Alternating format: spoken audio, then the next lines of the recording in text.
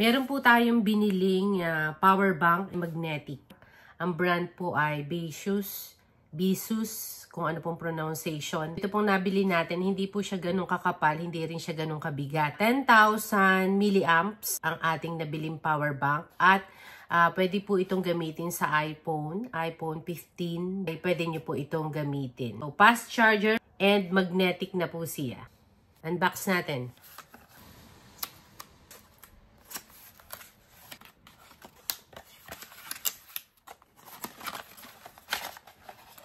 Color black. Ito po yung ating power bank magnetic. And hindi po mabigat, hindi rin siya makapal. Tama-tama lamang yung nipis at may kasamang cord. Type-C na rin po yung kanyang cord. Ito na. Ayan. May kasama ring brochure and instruction sa loob. Ang ganda naman ng brochure. Ito na yung kanyang power bank. Ay, ito na. Ay, maganda. Magnetic and 10,000 milliamps. And magaan. Tama-tama sa wallet. Wallet size.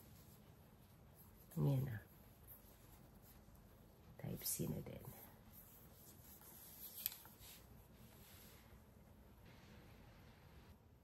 Ito na yung kanyang power bank. Manipis and magaan. Hindi mabigat. Tamang-tama sa mga maliliit ang bag.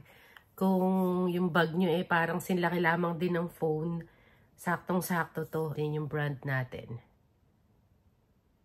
Tapos, meron pala itong secret. Meron siya ditong pinakang stand na pwede nyo gamitin. Ay, cute naman. Ayan, Pwede nyo ipatong sa table. Kunyari, break time. During break time, tapos gusto nyo i-charge yung inyong telepono. So, pwede nyo idikit. Sampulan natin. Asan yung ating phone? And i-charge po natin. So, ito yung ating phone. Ayan. So, nakadikit na yung ating phone. Ayan na. Hindi siya malalaglag. Kahit i-alog-alogin ninyo. Ayan, malakas na yan. Hindi siya malalaglag. And, pwede nyo gamitin yung stand.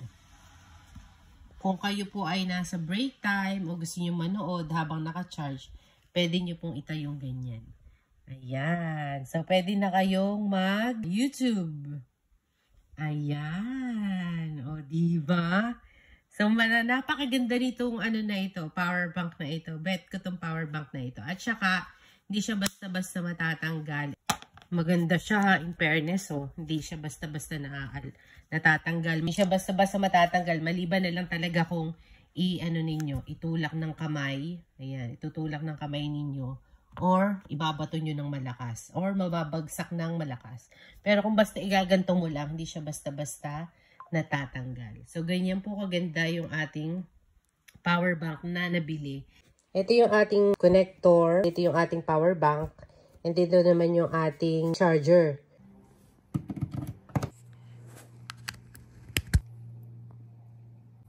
Ayan.